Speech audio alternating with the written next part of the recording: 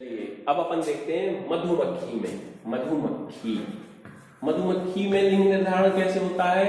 तो आप अभी जब इंटर में जब आप एक पाठ पढ़ेंगे, कौन सा, कि आपका एक पाठ इसमें आएगा कि मानव के लिए उपयोगी जीव, इसमें आप देखेंगे तो उसमें आप मधुमक्खी, लाख का कीट, ये जब कीट पढ़ेंगे, मधुमक्खी हमारे लिए लाभदायक क्यों है, तो मधुमक्खी से हमें शहद मिलता है, मधुमक्खी से हमें मोम मिलता है।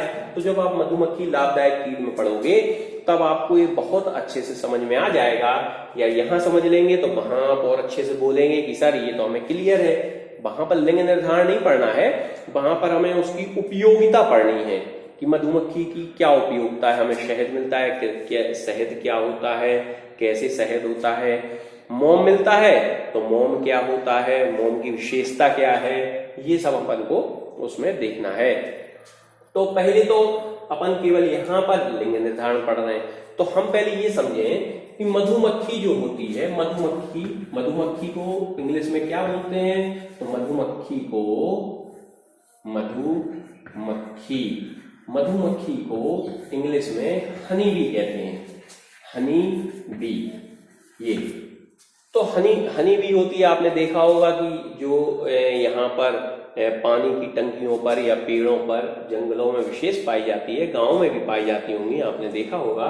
तो ये हनी बी कहलाती है। मधुमक्खी है वो, लेकिन चूंकि उससे मधु प्राप्त होता है, शहद प्राप्त होता है, हनी प्राप्त होता है, इसलिए उसको मधुमक्खी कह दिया। इसका जो वैज्ञानिक नाम है, जंतु वैज्ञानिक नाम, वो एपिस इंडिका। देखिए एपिस इंडिका। इस एपिस डोरसाटा भी होता है, वो बड़ी मक्खी होती है, अपने जो भारत में पाई जाती है उसको एपिस इंडिका अपन कहते हैं। तो ये इसका जंतु वैज्ञानिक नाम है। ये अब अपन को ये देखना है, मधुमक्खी यहाँ पर 3 प्रकार की मक्खियां होती हैं, ध्यान रखिएगा। नंबर 1 जो होती है वो होती है मादा। देखिएगा, विशेष समझिएगा इसे। मादा मक्खी है। मादा मक्खी 2 प्रकार की हैं। कैसे, वैसे अपन तीनों को अलग अलग कर सकते हैं, लेकिन यहाँ पर हम आपको समझा दें। मादा 2 प्रकार की हैं, एक रानी और एक श्रमिक। एक रानी मक्खी जिसे क्वीन कहते हैं, और दूसरी है श्रमिक जिसे वर्कर कहते हैं, वर्कर। ठीक है, इसके कार्य आपको हम वहां पर बताएंगे जब वो चैप्टर बताएंगे। यहाँ पर केवल लिंग निर्धारण है। और दूसरी आपकी हो गई नर। तो आप कहोगे सर 2 ही प्रकार की तो हैं, लेकिन आप देखोगे तो 3 प्रकार हो गए, रानी, श्रमिक और नर। मादा के 2 प्रकार हैं, तो इसलिए ये 3 प्रकार की हो गई। मेल, या मेल को अपन ड्रोन, क्योंकि यहाँ फीमेल नहीं लिख रहे, या क्वीन, वर्कर, तो यहाँ पर ड्रोन। तो कितने प्रकार की हो गई रानी मक्खी। अब थोड़ा सुन लीजिए, रानी मक्खी का कार्य क्या है। रानी मक्खी का कार्य है कि आपके अंडे देना। रानी मक्खी का विशेष कार्य है अंडे देना। ठीक है, यहां पर ये ध्यान से आपको समझना है।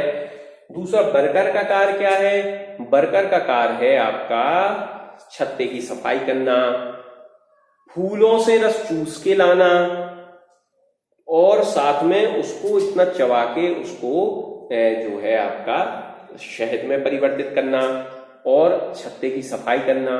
ये सैनिक की तरह भी कार्य करती हैं। सैनिक का कार्य क्या है कि यदि कोई छत्ते को नुकसान पहुंचा रहा है तो उस पर आक्रमण करना, छत्ते की रक्षा करना, यही काम करती हैं।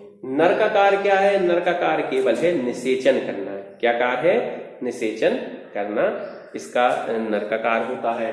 तो अब हम इसमें समझें कि जो अब कहोगे सर मादा है तो रानी मक्खी और श्रमिक मक्खी में क्या होता है, ये दोनों पैदा तो एक से होते हैं, माने जो इनके जन्म लेने का जो सिस्टम है, तंत्र है, वो एक सा है। लेकिन किसी एक विशेष मक्खी को जब कुछ विशेष पोषण पदार्थ मिल जाता है, जिसे रॉयल जेली कहते हैं, वो जब पोषण पदार्थ किसी एक मक्खी को मिल जाता है तो वो मक्खी तंदुरुस्त हो जाती है, देखने में बड़ी लगने लगती है, तो वो रानी मक्खी कहलाती है।